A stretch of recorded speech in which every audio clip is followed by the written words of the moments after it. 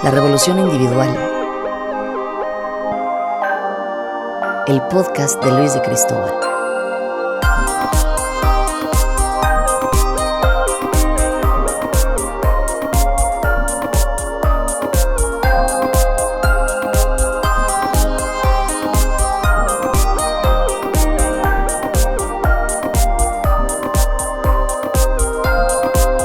Seamos el cambio que el mundo espera. Soy de todas partes, pero no me siento de ningún lado. Amo la soledad, pero la soledad me duele, me abrasa. Siento que nací para hacer grandes cosas, pero hay un pequeño hijo de puta dentro de mí que me dice que no valgo para nada. Tengo mucho amor que dar y recibir, pero salgo corriendo cuando alguien se acerca. Soy leal a mis amigos, pero me meto en una pequeña burbuja cuando tengo un problema. Creo en la utopía de la paz y de la conciencia, pero a veces me puede la ira, la arrogancia, la soberbia. Me fascina aprender de todo, pero a veces siento que ya lo sé todo.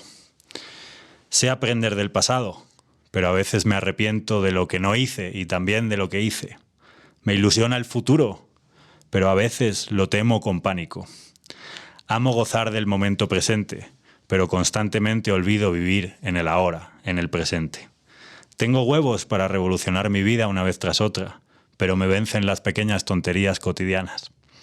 Puedo hablar a 1000 personas en un escenario, pero me siento el mayor idiota del mundo hablándole a una cámara. Sueño con recibir la abundancia, pero siento que no lo merezco.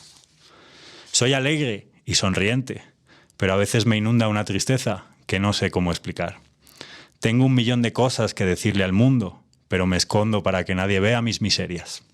Llego con excelencia al 90% de cada proyecto y procrastino en el 10% restante. Para los fresas, para los pijos, soy un bohemio, un hippie, pero para los hippies y los bohemios soy un fresa, un pijo. Soy el español en México y el mexicano en España. Me hice un test de ADN buscando mis raíces celtas del norte de Europa y descubrí que tan solo era mediterráneo. Me siento abandonado emocionalmente y seguramente lo merezco, pero eso no significa que no me duela. Creía haber alcanzado la maestría en la vida, pero entonces me di cuenta que era solo un aprendiz. Soy adicto a lo nuevo, soy inconsistente y soy fatalista, pero soy innovador, resiliente y optimista. Lanzo decenas de proyectos con ilusión, pero siento cada día que la vida ya se acabó, que lo bueno ya pasó. Siento los sentimientos de lo demás, la energía de los lugares. Soy congruente en mi incongruencia, valiente en mi cobardía y caballero en mi desmadre. Soy Luis de Cristóbal y esto es... La revolución individual. El podcast de Luis de Cristóbal. Seamos el cambio que el mundo espera. Soy Luis de Cristóbal. Esto es el inicio del podcast de la revolución individual y lo que acabo de hacer ha sido desnudarme, no físicamente, sino emocionalmente. Y no creas que me estás viendo que esto me está resultando sencillo. De hecho, esto es algo que llevo pensando hacer mucho tiempo. Y ese pequeño gran hijo de puta que tengo dentro me lleva diciendo mucho tiempo que no lo haga, que nadie lo va a escuchar y que a nadie le importa. Y que si alguien lo escucha, solo le va a servir para decirme, estás haciendo el ridículo.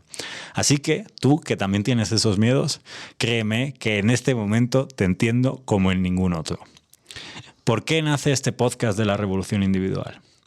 La revolución individual, que es el título también de mi libro, es un proceso que yo he tenido en el que me han inspirado muchas personas que han tenido su propia revolución individual. Por este podcast, por esta sala, van a pasar personas de gran éxito en sus facetas de la vida, en facetas como el arte, como el periodismo, movimientos sociales, la moda, pero no nos van a hablar de sus éxitos. Nos van a hablar de esos miedos, de esa primera vez que se subieron a un escenario, de ese momento en el que creían que no podía, como me siento yo ahora mismo y como me pasa en muchos momentos de la vida. Yo nací hace más de 30 años, pero menos de 40 en España, en una familia de clase media, de Castilla, de un lugar en el que pues aprendemos que todos somos más o menos iguales, pero que destacar no está bien visto. Los castellanos, los españoles, nos cuesta mucho hablar de emociones, sacar esos trapos sucios. Creo que esa es nuestra gran faceta a aprender.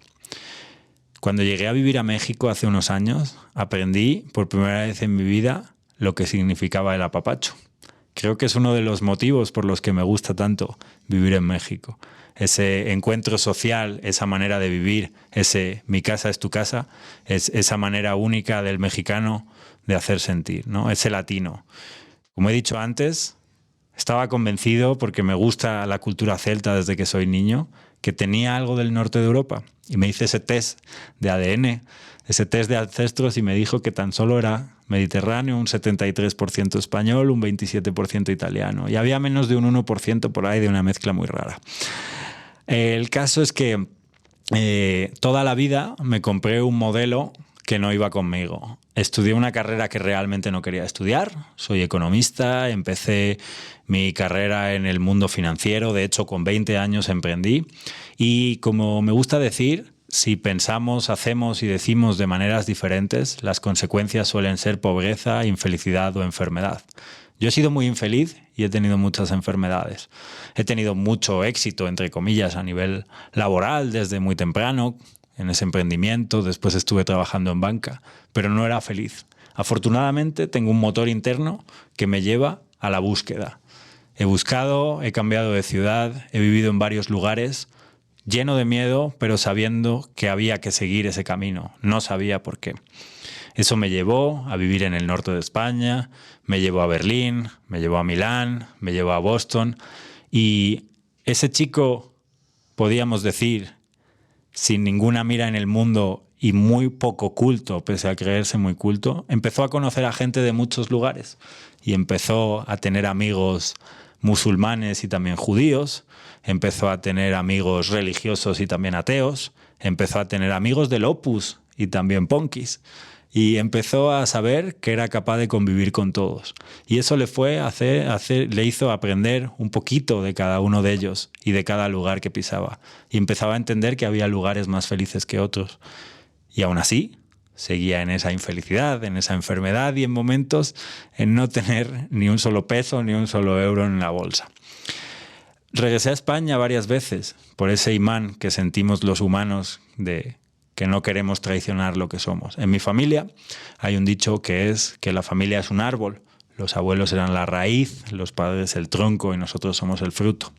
Durante muchos años, décadas, me he sentido un traidor porque ese fruto que soy yo no correspondía con el resto del árbol. Me ha costado muchos años darme cuenta que ser ese fruto y además buscar otras tierras es algo digno, porque uno es realmente quien es, y ser quien es no es traicionar a nadie más.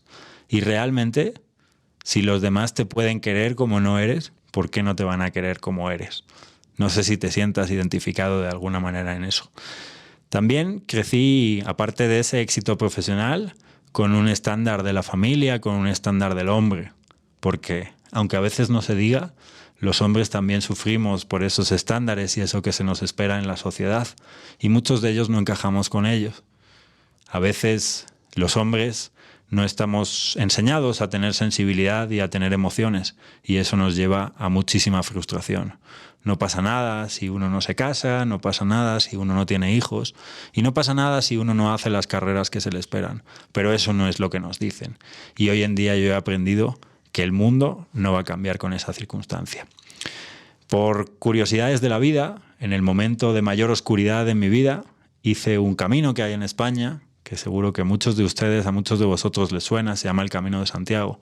El Camino de Santiago es un camino medieval que tenía su origen, era un origen religioso, espiritual. En realidad, bueno, aunque no amerite contarlo ahora, era una búsqueda de guerreros cristianos para los momentos de las cruzadas. Pero ese camino que se convirtió en religioso llevó a que se hicieran cientos de caminos a Santiago. El más popular es el camino francés, pero hay caminos que salen desde Noruega, desde Dinamarca, desde Francia, desde Inglaterra, desde el sur de España, desde Portugal, desde todas partes. Siglos después, ese camino es un camino que muchas personas lo hacen con un objetivo deportivo, otras con ese objetivo religioso, turístico, y algunos que no sabemos por qué lo hacemos, pero en realidad es esa búsqueda de un camino interior. En el año 2014, durante unos cuantos días y las rodillas muy inflamadas de caminar más de 30 kilómetros todos los días, llegué a Santiago Cuando llegas hay una catedral imponente que miras hacia arriba y me puse a llorar, porque sí, los hombres también lloramos. Y pensé en ese momento que era el momento de revolucionar mi vida y de irme a otro lugar. Y llámalo destino, llámalo coincidencia, 3 meses después estaba viviendo en la Ciudad de México, sin tener prácticamente ninguna conexión con ella. Llegué a México y aprendí muchas cosas de la sociedad y también tuve un choque cultural enorme. Mi proyecto con el que venía fue un auténtico fracaso porque no fui capaz de adaptarme a las formas y a los tiempos, a la culturalidad mexicana. Por fortuna he tenido grandes maestros, grandes mentores en mi vida y uno de ellos me explicó por qué debía quedarme, pese a cerrar la empresa, pese a fracasar. Y me quedé en México y aprendí a conocerme y aprendí a estar solo y aprendí a pasar los domingos con mi música y mi lectura solo. Aprendí a subir montañas y aprendí a escuchar la naturaleza. Y en ese momento fue cuando empecé a bajar a los infiernos, a bajar a los miedos, a enfrentar todo eso que había estado huyendo, viajando, corriendo, siempre lleno de gente, para no enfrentarme a esa conversación conmigo mismo. Cuando empecé a tener esa conversación conmigo mismo, primero daba mucho miedo. Esos dragones, esos fantasmas, ese ego, da mucho miedo enfrentarlo.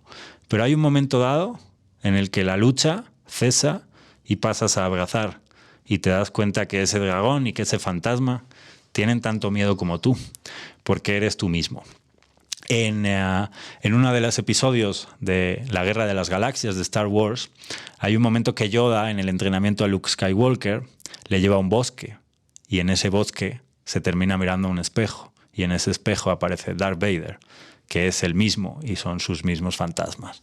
Y ese es ese camino interior que yo quiero que todas esas personas que pasen por este estudio, por esta cámara y por este micrófono nos cuenten. Porque en realidad eso es la manera de alcanzar o de iniciar la maestría de la vida, que yo muchas veces he pensado que había alcanzado. Cuando realmente piensas que la has alcanzado, estás solo en modo aprendiz. Pero bueno, de eso hablaremos otro día. El caso es que tras mucho tiempo en México y tras haber pensado que había llegado a ese momento álgido, haber publicado un libro, haber conseguido permitirme hacer ese viaje de 4 meses por Asia que tanto me enseñó, empezar a dar conferencias en universidades, en empresas ante cientos de alumnos, de repente me volví a sentir vacío. Me fui a España y sentí que había fracasado, que todo tiempo pasado había sido mejor, como ya había sentido otras veces en mi vida. Y en ese momento, un amigo, Sebastián, me dijo: para triunfar hay que ser profeta en tu tierra.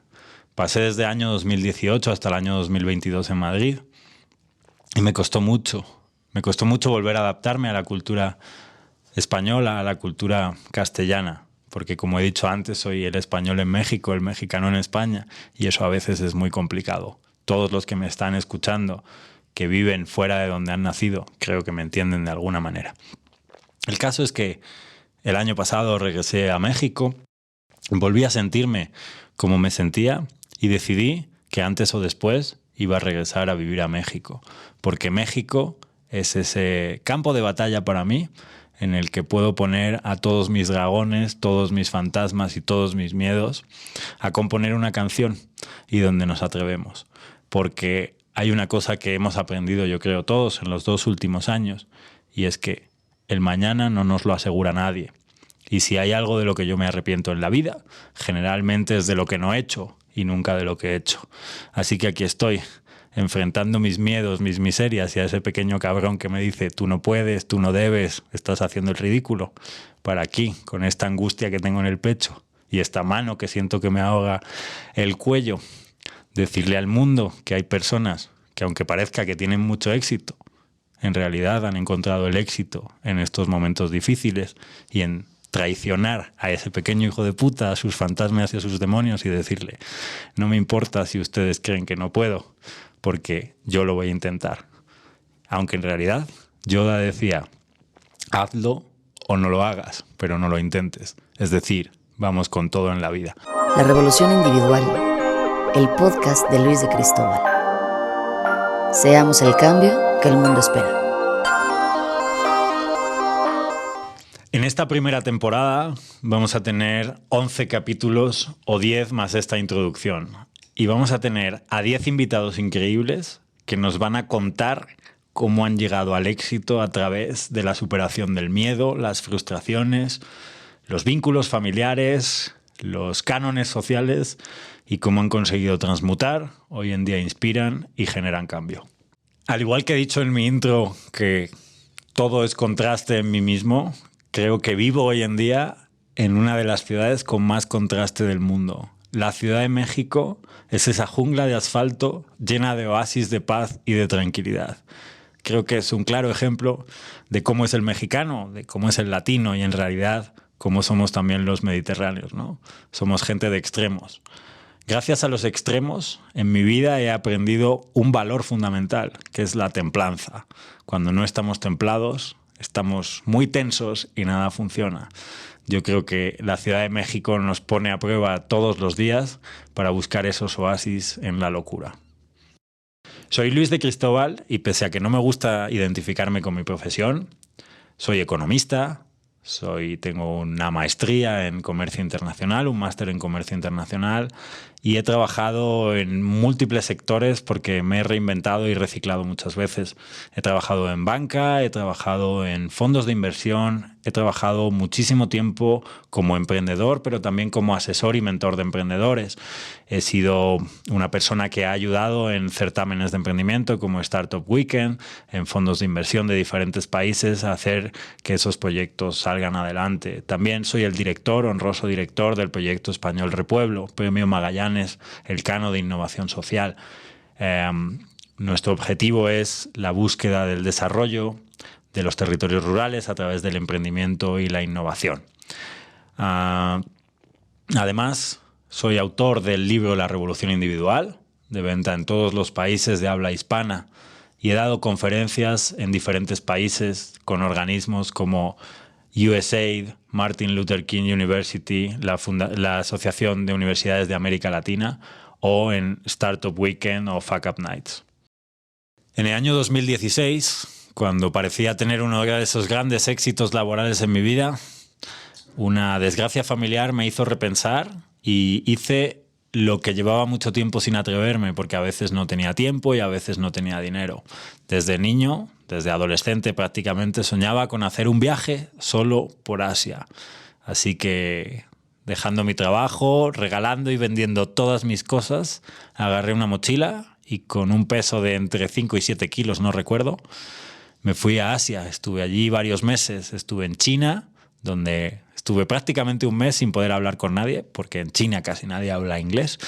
Y me llevó a un viaje interior muy curioso. De hecho, pues tengo grandes anécdotas en ese viaje. Después estuve en Camboya, estuve en Vietnam, en las montañas del norte, y conocí gente maravillosa. Y ahí fue justo cuando empecé a decir, ¿cómo puedo todo ese background que tengo como economista, como financiero y como estratega, ponerlo a favor del mundo? Porque lo que yo estuve viendo en Asia y lo que en Vietnam, en Camboya, fue principalmente que nuestros actos individuales, que lo que hacemos afecta, que la democracia no es ir a votar cada 4 o cada 6 años, que la democracia es cómo compramos y cómo consumimos cada día. Y podemos elegir un sistema en el que comprar a un artesano local y que sabemos lo que está haciendo y cómo lo está haciendo, o podemos elegir un sistema en el que se diluye la responsabilidad de lo que se está haciendo, ¿no? Yo creo que el sector textil, el sector alimentario, puede votar por un modelo de sistema económico y social o puede votar por otro. Y ahí fue cuando empecé a especializarme en cómo esos impactos en el consumo, en nuestras decisiones diarias, en lo que yo denomino responsabilidad social individual, que tú lo puedes denominar civismo, y esa trascendencia, ¿no? La beneficencia, la filantropía que hacemos por los demás, por los proyectos de los demás, cómo tienen una energía poderosa y pueden cambiar el mundo. Eso para mí es la verdadera revolución individual. La Revolución Individual, el podcast de Luis de Cristóbal. Seamos el cambio que el mundo espera. Cuando regresé a vivir a España en el año 2018, después de haber vivido en México, creo que en realidad desde antes, pero fue en ese momento en el que empecé a estudiar simbología, simbolismo. Toda la vida he viajado y he visto diferentes cuestiones, ¿no? Las catedrales europeas están llenas de pinturas, de esculturas con símbolos. La cultura maya está llena de símbolos. egipcios, hindúes, Tao, todo está lleno de símbolos. A veces son números, a veces son formas geométricas, a veces son algo más elevados, a veces están en forma de parábola. Pero, ¿qué es un símbolo? Un símbolo es una puerta a un conocimiento más elevado. Dependiendo del momento que tengas del nivel cultural, puedes identificar un símbolo de una manera o de otra. Este símbolo tan sencillo como un círculo o como un triángulo fue que alguno de los grandes iniciados, como Pitágoras, se pasase más de 15 años en Egipto pensando sobre ello, ¿no? Lo que conocemos, por ejemplo, como el teorema de Pitágoras, es al fin y al cabo un símbolo. Los símbolos han servido a las diferentes culturas y tradiciones para transmitir información. Pensemos cuando no se sabía leer y escribir, las pinturas, los frescos en las catedrales enseñaban la religión a las personas.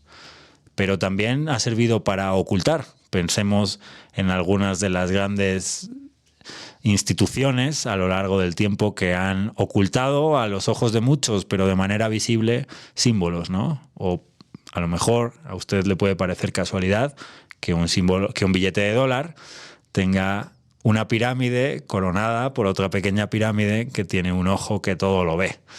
Pues los símbolos no suelen ser casualidad. Y lo que me ha servido a mí, los símbolos, ha sido no solo para estudiarlos en sí mismo, sino para conocerme. A lo largo del tiempo he ido descubriendo cómo los símbolos nos pueden ayudar a crecer y cómo podemos ayudar a otros en el presente y en el futuro a que crezcan con los símbolos. Los símbolos sirven desde la cosa más sencilla, como por ejemplo saber que el rojo es que pares y el verde es que puedes cruzar, ¿no? El símbolo sirve para que no nos atropellen. El símbolo sirve para saber que tienes tanto dinero o menos dinero en un billete de cierta moneda. El símbolo te sirve para entender que hay algo que reflexionar. Seguramente, si te has fijado, te persiguen ciertos números. ¿Lo has pensado alguna vez? Los números tienen su explicación. El 3 significa una cosa, el 9 significa otra cosa.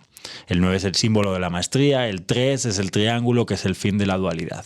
Si tú piensas en un triángulo, en ese fin de la dualidad, ¿para qué sirve ese fin de la dualidad? Pues es la templanza en sí mismo, ¿no? Encontrarnos en el justo medio para poder elevarnos. Un triángulo es algo que está elevado. No es casualidad que muchas civilizaciones del mundo hayan construido pirámides, ¿no? La pirámide es un símbolo de elevación.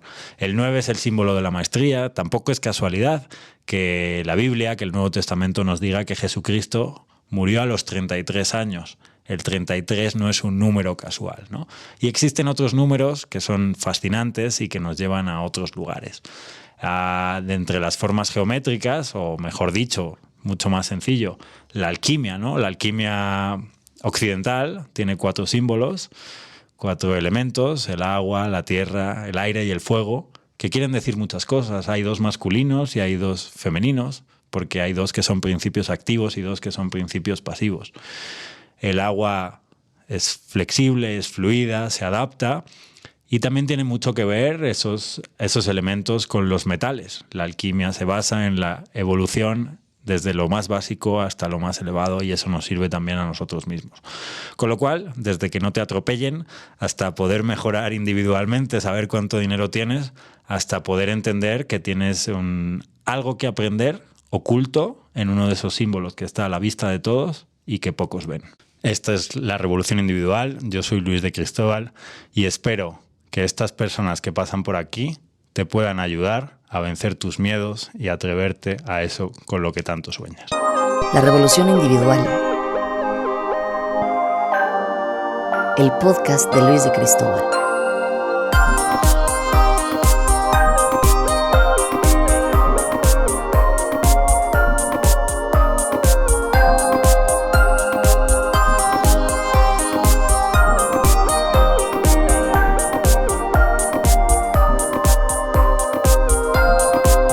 Seamos el cambio que el mundo espera.